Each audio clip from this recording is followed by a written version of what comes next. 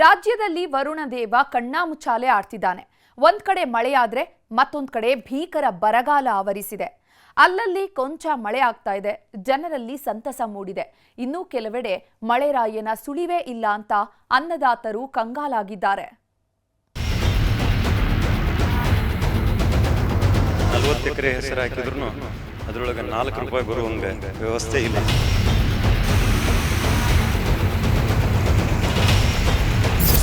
ರಾಜ್ಯದಲ್ಲಿ ಒಂದ್ ಕಡೆ ಭೀಕರ ಬರಗಾಲ, ಇನ್ನು ಒಂದ್ ಕಡೆ ಮಳೆ.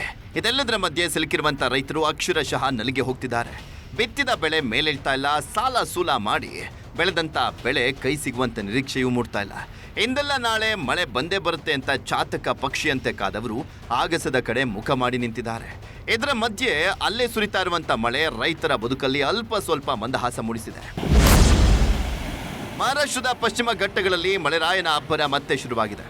15 ದಿನದಿಂದ ತಣ್ಣಗಾಗಿದ್ದಂಥ ವರುಣ ಮತ್ತೆ ಕೇಕೆ ಹಾಕ್ತಿದ್ದಾನೆ. ಹೀಗಾಗಿ ಬೆಳಗಾವಿ ರೈತರಲ್ಲಿ ಮತ್ತೆ ಮಂದಹಾಸ ಮೂಡಿಸಿದೆ. ಚಿಕ್ಕೋಡಿ ತಾಲೂಕಿನ ಕೃಷ್ಣ, ದೂದಗಂಗಾ, ವೇದಗಂಗಾ ನದಿಗಳಲ್ಲಿ ನೀರಿನ ಒಳಹರಿವು ಕ್ಷಣ ಕ್ಷಣಕ್ಕೂ ಏರಿಕೆ ಆಗ್ತಾ ಇದೆ. ಕೃಷ್ಣಾ ನದಿಗೆ ಒಟ್ಟು 60,000 ಕ್ಯೂಸೆಕ್ ಒಳಹರಿವು ಹೆಚ್ಚಾಗಿದ್ದು ಜಿಲ್ಲೆಯ 4 ಕೆಳ ಹಂತದ ಸೇತುವೆಗಳು ಜಲಾವೃತವಾಗಿವೆ.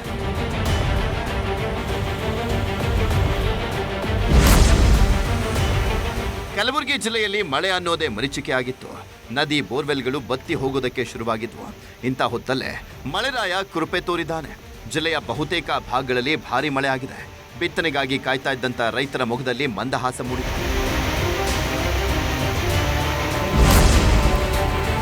ಯಾದಗಿರಿ ಜಿಲ್ಲೆಯಲ್ಲಿ ಮಳೆರಾಯ ಕಣ್ಣಾಮುಚ್ಚಾಲೆ ಆಟ ಆಡ್ತಿದ್ದಾನೆ. ಆರಂಭದಲ್ಲಿ ಸುರಿದಿದ್ದಂಥ ಮಳೆ ಆಮೇಲೆ ಮರೀಚಿಕೆ ಆಗಿತ್ತು. ಇನ್ನೇನು ಮಳೆಯೇ ಆಗಲ್ವಾ ಅಂತ ಕಂಗಾಲಾಗಿದ್ದವರ ಬದುಕಲ್ಲಿ ವರುಣ ತಂಗಾಳಿಯನ್ನ ಬೀಸಿದ್ದಾನೆ. ಸುರಪುರ, ಶಹಪುರ, ಹುಣಸಗಿ, ಗುರುಮಿಟ್ಟಕಲ್ ಸೇರಿದಂತೆ ಜಿಲ್ಲೆಯ ಬಹುತೇಕ ಕಡೆಗಳಲ್ಲಿ ಬಿರುಗಾಳಿ ಸಹಿತ ಧಾರಾಕಾರ ಮಳೆ ಸುರಿದಿದೆ. ಹೀಗಾಗಿ ಒಣಗ್ತಾ ಇದ್ದಂಥ ಹತ್ತಿ, ತೊಗರಿ, ಹೆಸರು ಬೆಳೆಗೆ ಜೀವ ಬಂದಂತಾಗಿದೆ.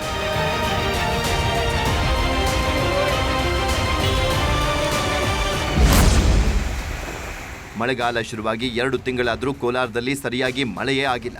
ಇನ್ನೇನು ಹಿಂಗಾರು ಕೂಡ ಇದೇ ಪರಿಸ್ಥಿತಿ ನಿರ್ಮಾಣ ಮಾಡುತ್ತಾ ಅನ್ನುವಂಥ ಆತಂಕ ಶುರುವಾಗಿತ್ತು. ಇದೇ ಹೊತ್ತಲ್ಲಿ ಮಳೆರಾಯ ಕೃಪೆ ತೋರಿದ್ದಾನೆ.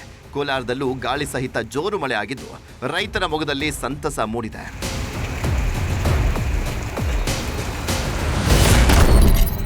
ಕೈಕೊಟ್ಟ ಮಳೆರಾಯ ಬೀದಿಗೆ ಬಿದ್ದ ಬದುಕು. ಗದಗ ಜಿಲ್ಲೆಯಲ್ಲಿ ಈ ವರ್ಷ ಮಳೆ ಅನ್ನೋದೇ ಕಣ್ಮರೆಯಾಗಿದೆ. ಹನಿ ಮನೆಯಾಗಿಲ್ಲ. ಹೀಗೆ ಆದರೆ ಮುಂದೆ ಹೇಗೆ ಅನ್ನುವಂಥ ಆತಂಕ ಶುರುವಾಗಿದೆ. ಜಿಲ್ಲೆಯ 7 ತಾಲೂಕಿನಲ್ಲೂ ವರ್ಣದೇವನ ಸುಳಿವೇ ಇಲ್ಲ. ಇದರ ಪರಿಣಾಮ ಹೆಸರು, ಶೇಂಗಾ, ಮೆಕ್ಕೆಜೋಳ ಸೇರಿದಂತೆ ಹಲವು ಬೆಳೆಗಳು ಒಣಗಿ ಹೋಗಿವೆ. ಗಂಗಿ ಮಡಿ ಪ್ರದೇಶದಲ್ಲಿ ರೈತ ಶಿವಾನಂದ್ ಅನ್ನೋರು 40 ಎಕರೆ ಜಾಗದಲ್ಲಿ ಬಿತ್ತನೆ ಮಾಡಿದಂಥ ಹೆಸರು ಬೆಳೆಯನ್ನ ತಾನೇ ನಾಶ ಮಾಡಿದ್ದಾನೆ. ಹೀಗಾಗಿ ಗದಗ ಜಿಲ್ಲೆಯನ್ನ ಬರ ಪೀಡಿತ ಜಿಲ್ಲೆ ಅಂತ ಘೋಷಿಸುವಂತೆ ರೈತರು ಒತ್ತಾಯಿಸ್ತಾ ಇದ್ದಾರೆ. ನಾವು ಸುಮಾರು 40 ಎಕರೆ ಹೆಸರು ಹಾಕಿವಿ. 40 ಎಕರೆ ಹೆಸರು ಹಾಕಿದ್ರು ಅದರೊಳಗೆ 4 ರೂಪಾಯಿ ಬರುವಂಗೆ ವ್ಯವಸ್ಥೆ ಇಲ್ಲ. ಈ ವರ್ಷ ಸಂಪೂರ್ಣ ಬರಗಾಲ. ಇದರ ಮೇಲೆ ಮೆಣಸಿನ್ಕಾಯಿ ಬಿತ್ತೀವಿ, ಉಳ್ಳಾಗಡ್ಡಿ ಬಿತ್ತೀವಿ, ಗೋವಿನ ಜೋಳ ಬಿತ್ತೈತಿ. ಯಾವುದೂ ಇವತ್ತಿಗೂ ಆಕಾರ ಕಂಡಿಲ್ಲ.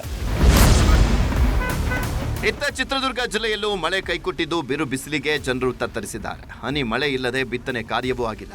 ದಿಕ್ಕು ಕಾಣದಂತಾದಂಥ ಜನ ಕತ್ತೆಗಳ ಮದುವೆಯನ್ನ ಮಾಡಿಸಿದ್ದಾರೆ. ಚಳ್ಳಕೆರೆ ತಾಲೂಕಿನ ಗೋಪನಹಳ್ಳಿ ಗ್ರಾಮದಲ್ಲಿ ಉತ್ತಮ ಮಳೆಯಾಗಲಿ ಅಂತ ಗ್ರಾಮಸ್ಥರು ಕತ್ತೆಗಳಿಗೆ ಮದುವೆ ಮಾಡಿ ವಿಶೇಷ ಪೂಜೆ ಸಲ್ಲಿಸಿದ್ದಾರೆ.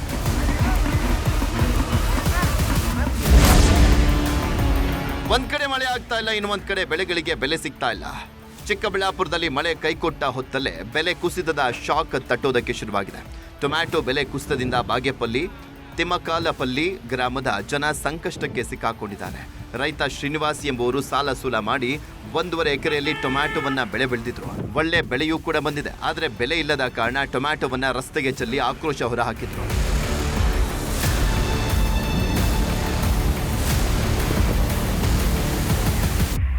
ರಾಜ್ಯದಲ್ಲಿ ಈ ಬಾರಿ ಬಹುತೇಕ ಬರದ ಛಾಯೆ ಆವರಿಸಿದೆ.